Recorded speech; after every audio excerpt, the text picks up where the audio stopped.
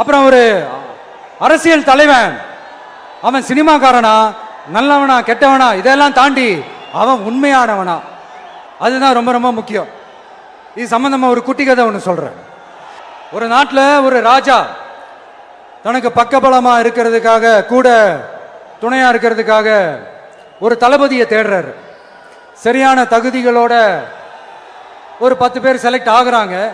ஆனால் அதில் ஒருத்தர் மட்டும் தான் செலக்ட் பண்ணணும். அதனால அந்த ராஜா என்ன பண்றாருன்னா ஒரு டெஸ்ட் வைக்கிறார். அந்த 10 பேர் கையிலையும் விதை நெல்லை கொடுத்து இதை நல்லா வளர்த்து கொண்டு வாங்க, ஒரு 3 மாசம் கழிச்சு வாங்கன்னு சொல்லி அனுப்பி வச்சிடுறாரு.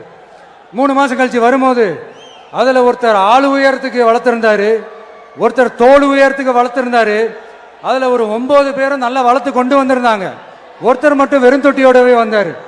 என்னன்னு கேட்டதுக்கு, நானும் தண்ணி ஊற்றி ஊற்றி பார்க்குறேன், உரம் வச்சு வச்சு பார்க்குறேன், வளரவே மாட்டேங்குது ராஜா, என்ன பண்ணுறதுன்னு தெரியலன்னு சொன்னதுக்கு ராஜா அவரை கட்டி அணைச்சிக்கிட்டு, இனிமே நீதான் என்னுடைய தளபதி, எல்லா அதிகாரமும் உனக்கு தான் சொன்னார். ஏன்னா அந்த 10 பேர் கையிலையும் ராஜா கொடுத்தது அவித்த விதை நெல், அது முளைக்கவே முளைக்காது.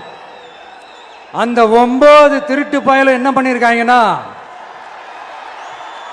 வேற விதை நெல்லை வாங்கி அதை வளர்த்துட்டு ராஜாவையும் மக்களையும் ஏமாத்திருக்கிறாங்க. ஆனா இவர் மட்டும் உண்மையை போட்டு உடைச்சிட்டார். அதனால ஒரு நாட்டுக்கு திறமை எந்த அளவுக்கு முக்கியமோ அந்த அளவுக்கு உண்மையும் நேர்மையும் முக்கியம். இப்போ நீங்க எல்லாரும் தான் அந்த ராஜா. நீங்க தேர்ந்தெடுக்க போற அந்த தளபதி.